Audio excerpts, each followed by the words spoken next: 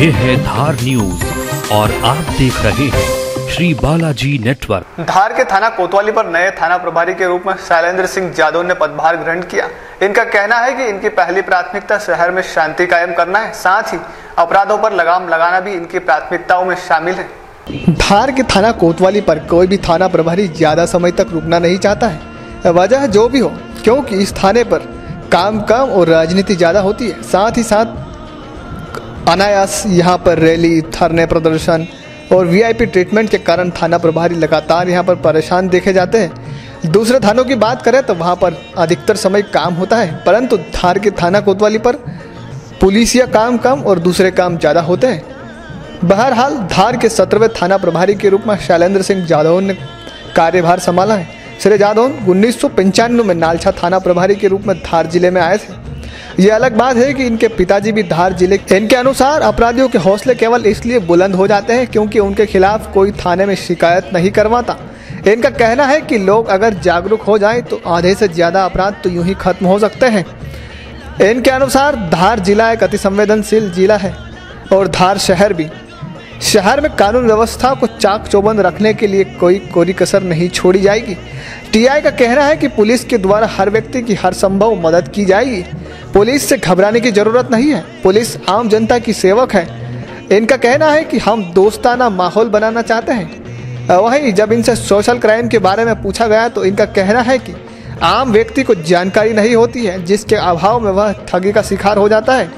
अगर थोड़ी सी जागरूकता दिखाई जाए तो सोशल क्राइम से आसानी से बचा जा सकता है। आजकल कंप्यूटर इंटरनेट से होने वाले अपराधों की संख्या में जरूर वृद्धि हुई है, परंतु अगर पुलिस के पास शिकायत आती है तो पुलिस भी कार्यवाही जरूर करती है। साथ ही इनका कहना है कि महिलाओं के साथ सद्व्यवहार करें और किसी भी अपराध की जानकारी। धार थाना कोतवाली पर शैलेंद्र सिंह यादव ने पदभार ग्रहण किया है। ये 17वें थाना प्रभारी है। शैलेंद्र सिंह यादव से जानने की कोशिश करेंगे हम लोग। कई हमारे सवाल हैं जिनके जवाब हम उनसे लेंगे और हमारे दर्शकों को उनसे रूबरू करवाएंगे। देखिए, मेरे फादर भी थानेदार भर्ती हुए थे और इस ज़िले में भी थाना प्रभारी रहे, कानवन और सादलपुर थानों पर। और मेरी कुछ साल की उनके यानी इस कार्यकाल की शिक्षा भी इस ज़िले में हुई।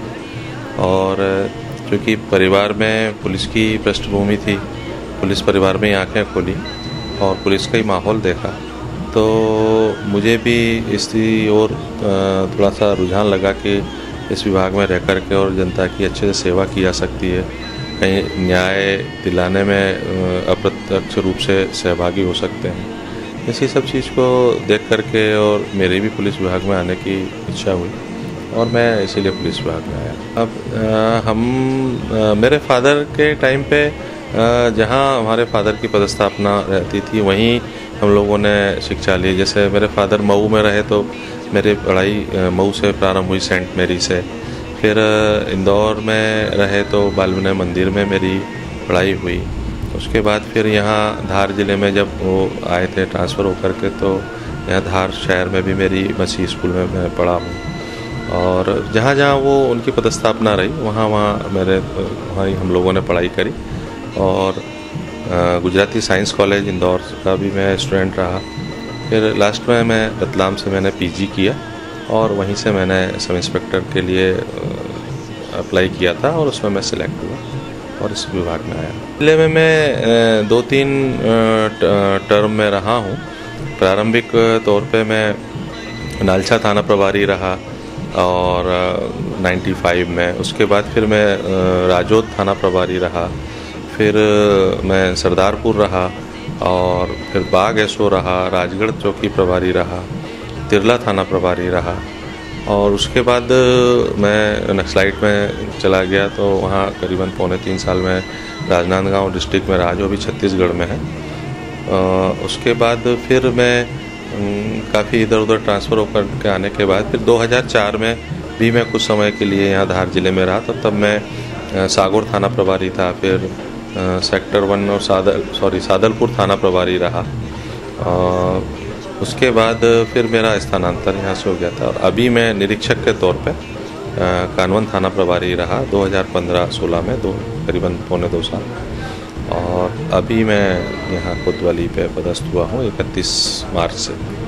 कोतवाली थाने में लगातार अपराध बढ़ते जा रहे हैं, तो इन अपराधों को रोकने के लिए क्या प्राथमिकता रहेगी, क्या कदम उठाने वाले हैं? देखिए, कोतवाली एक तो ये धार शहर में कानून व्यवस्था की जो स्थिति है वो प्राथमिकता होती है पुलिस की, क्योंकि धार आज के समय में अति संवेदनशील शहरों की श्रेणी में आता है।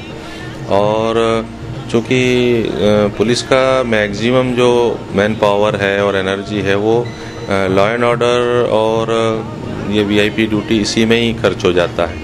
तो जो थोड़ी बहुत एनर्जी बचती है पुलिस वालों की, तो वो फिर अपराधों की विवेचना और उसमें अन्य कार्यों में लगाते हैं। मैंने ऐसा महसूस किया है और इसी कारण अपराधों की विवेचना में कई बार कुछ खामियां रह जाती हैं या टाइम नहीं मिल पाता है, इस कारण से भी कुछ हो रह जाता है।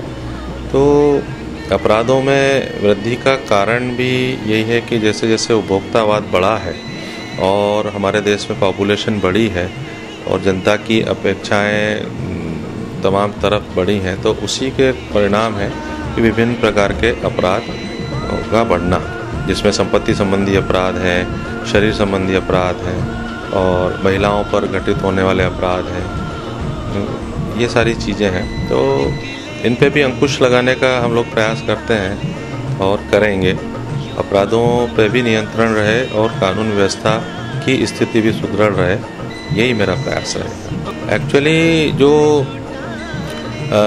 जैसे जैसे आपने सही कहा कि जैसे जैसे टेक्नोलॉजी बढ़ी है और सॉफ्टवेयर वगैरह का इस्तेमाल बढ़ा है, इसमें मैं ये कहना चाहूँगा कि अमूमन जो पब्लिक है, आम पब्लिक है, उसको साइबर की पूरी जानकारी नहीं होती है, अधूरा ज्ञान होता है।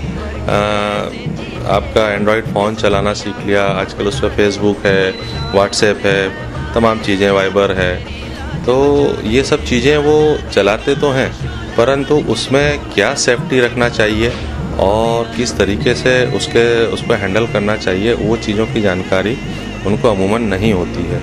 और उसी का फ़ायदा जो चालाक किस्म के लोग होते हैं वो उठाते हैं और उससे कई बार कानून व्यवस्था की स्थिति बनती है, कई बार साइबर अपराध होते हैं, इसमें फ्रॉड है, चीटिंग है और उसके अलावा धार्मिक भावनाओं को भड़काने वाले उलझुल मैसेज हैं या फ़ोटोशॉप में फ़ोटो एडिट करके और इस तरीके के फ़ोटो या कुछ ऐसे कमेंट्स डाले जाते हैं जिससे कि धार्मिक भावनाएं भड़कती हैं।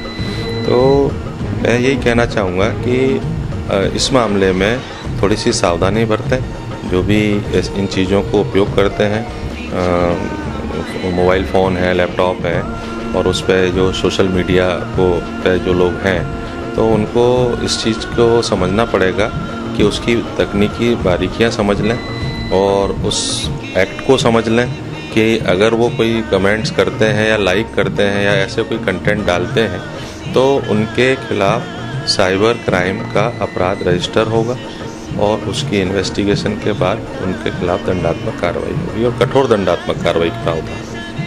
देखा गया कि कुछ समय से बाल अपराध भी बढ़ने लगे, छोटे छोटे लोग भी जो कम उम्र के बच्चे वो भी अपराध करने लगे। उसका कारण ये है कि एक तो माँ बाप का बच्चों पे ध्यान नहीं है आजकल, दूसरे बच्चे जो है चाहे वीडियो गेम हो या और भी जो सोशल साइट्स पे या कहीं भी जो वो लोग देखते हैं, छोटे नादान बच्चे जो हैं, जो कोमल मन वाले हैं, उनको बचपन से मोबाइल वगैरह और ये सब ऑपरेट करने के लिए दे दिए जाते हैं और उस पर वो हिंसापूर्ण वीडियो गेम खेलते हैं, उसी तरह की पिक्चरें देखते हैं, एनिमेशन फिल्में देखते हैं, तो बचपन से ही उनके मन में हिंसा और अपराध करने की इस तरीके की भावनाएं भर जाती हैं और उनको चूँकि प्रॉपर संस्कार घर परिवार से नहीं मिल रहे, स्कूलों से नहीं मिल रहे हैं, शिक्षा के नाम पे केवल कागजी ज्ञान उनको दिया जा रहा है, परंतु संस्कार और जो हमारे देश की जो महत्वपूर्ण चीज़ रही है अहिंसा, परमो धर्म और वसुधैव कुटुंबकम, उस चीज़ का ज्ञान उनको नहीं कराया जा रहा है। तो ये जो बच्चे हैं, छोटे नाबालिग बच्चे, उनमें ये अपराध बढ़ने का मेन कारण मैं यही समझता हूँ। क्या लगता है आपको? मैं आपके माध्यम से यही कहना चाहूँगा कि ये शहर आपका है और आप लोग यहाँ के मूल निवासी हैं और हम लोग यहाँ सेवा देने आए, मैं यहाँ सेवा देने आया हूँ। आप अच्छा सहयोग करेंगे तो हम अच्छे से अच्छा काम करके देंगे, आप नहीं सहयोग देंगे तो भी हम अच्छे से अच्छा काम करेंगे, पर उसमें हमारे काम का इफ़ेक्टिवनेस हो सकता है कि कम हो, पर ये आपको तय करना है कि आप आपके शहर को किस तौर से रखना चाहते हैं। बिल्कुल, मेरा तो ये मानना है कि पुलिस जो है वो एक माध्यम है, खाली जनता को उसके साथ सहयोग करना पड़ेगा। और जनता के मन में जो भावना पुरानी भरी हुई है कि पुलिस क्रूर है, पुलिस खराब है, तो ऐसा कतई नहीं है। हमारा काम जरूर अप्रिय हो सकता है और अच्छे बुरे लोग हर क्षेत्र में होते हैं, तो ऐसा नहीं कि सभी पुलिस वाले बुरे हों। पब्लिक के सहयोग के बिना हम कुछ भी नहीं कर सकते हैं और पब्लिक को आगे आना ही पड़ेगा, चाहे अपराधों के मामले में हो, कोई अपराध घटित हो रहा है उसकी सूचना देना, या उनके सामने घटित हुआ है तो उसमें साक्ष्य देना। ये उनके वैसे हमारे भारत के कानून के अनुसार उनके कर्तव्यों में भी आता है, आम जनता के कर्तव्यों में भी आता है कि किसी भी संज्ञेय अपराध के घटित होने की जानकारी है तो तत्काल पुलिस को दे और उनके सामने यदि घटित हुआ है तो उसमें वो साक्ष्य भी न्यायालय में दे।